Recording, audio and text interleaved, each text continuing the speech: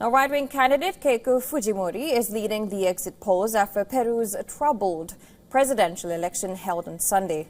While the contest is now heading to a runoff amidst police raids and claims of fraud, early election authorities had announced that voting centers would remain open for an hour before the closure of the polls.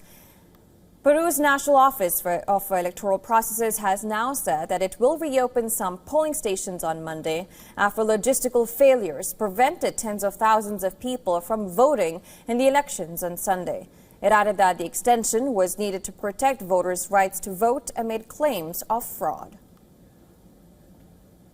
It was not possible to deliver electoral materials to 15 polling stations in Lima, 3 of which are located in the district of San Juan de Miraflores, 7 in the district of Lurin, and 5 in the district of Pachacamac. As a result, 201 polling tables could not be set up at these locations, which has affected 63,300 voters. National Elections Board General Secretary said that some polling centers would be open until 6 p.m. local time on Monday. She did not elaborate how many polling stations would reopen, but confirmed that it applied to those polling stations where citizens were unable to exercise their right to vote on April 12th.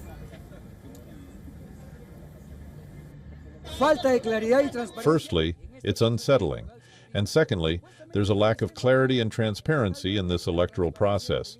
Madam, they're supposedly claiming that everything is being conducted with the utmost transparency, but here in Lima alone, 63,300 votes have gone missing. If that is the case here in Lima, where power is supposedly concentrated, it must be worse in the provinces.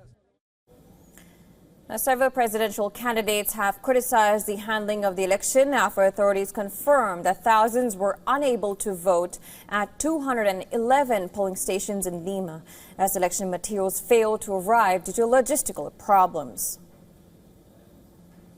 We do not recognize the exit polls. We ask for an extension until tomorrow so that people who have come from provinces or abroad to vote because they wanted to defend our democracy and know the very serious problem we have in Peru of having a mafia, as was demonstrated today, that wants to take us to the same picture of Keiko against a leftist character. So we repudiate that. We believe it is a very serious electoral fraud.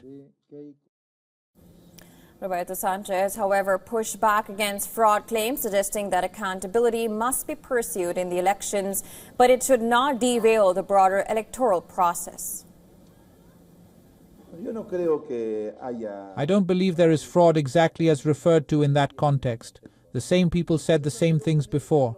Send your representatives, put controls in place, and the data is public.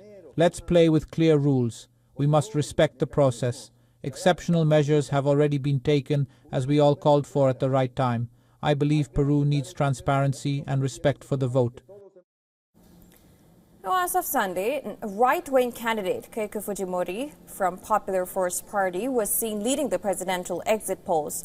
50-year-old Fujimori, the daughter of former President Alberto Fujimori, she served as a congresswoman for Lima from 2006 to 2011 and has faced extensive investigations into money laundering. According to pollsters Ipsos and Dutton, Fujimori is leading with about 16% of the vote, though she looks short of the 50% figure needed to win outright. About 27 million Peruvians have voted for 35 presidential candidates, hoping to end a decade of political turmoil that has produced 8 presidents since 2016, with crime and corruption dominating the election campaign.